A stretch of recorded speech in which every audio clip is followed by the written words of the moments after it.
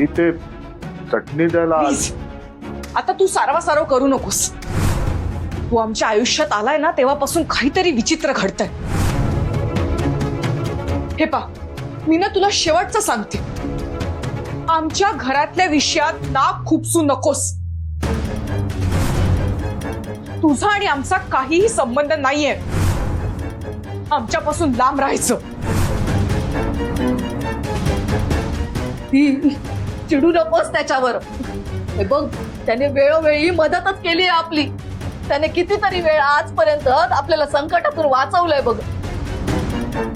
त्या पुजारी अण्णापासून आणि त्या मंदिरात तुझ्या अंगावर विजेची तार कोसळली तेव्हा त्यानेच वाचवलं होतं ना.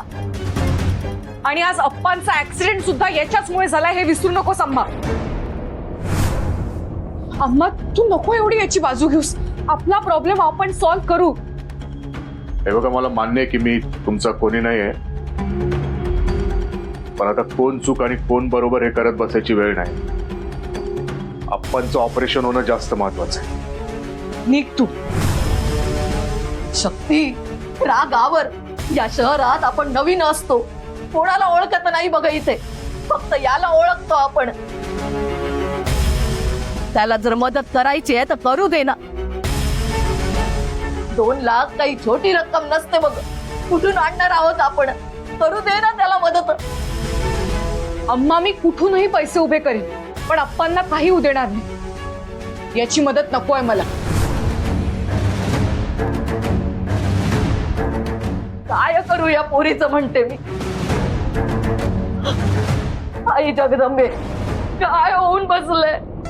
ज्या माणसाने कधी कोणाचं वाईट चिंतलं नाही, कधी कोणाला उलट बोलला नाही, त्याच्यावरच हे एवढं मोठं संकट येऊन बसलंय. आई आता तूच मार्ग दाखव ग. त्याला लवकरात लवकर बरं वाटू दे. मी तुझी खणा नारळाने ओटी भरेन बघ. अम्मा, तुम्ही टेन्शन नका घेऊ. मी आहे ना. मी बोललो ना, मी जुगाड करतो. मी करतो. तुम्ही नका टेन्शन घेऊ. तू जुगाड करशील रे, पण त्या शक्तीला तुझ्याकडनं मदत नकोय बघ. आता ही एकटी कशी आणि कधी पैसे उभे करणार देवालाच माहिती. हे देवी, माझं काय ते होऊ दे, माझा जीव जाऊ दे, पण हिच्या अप्पांना बरं वाटू दे बघ.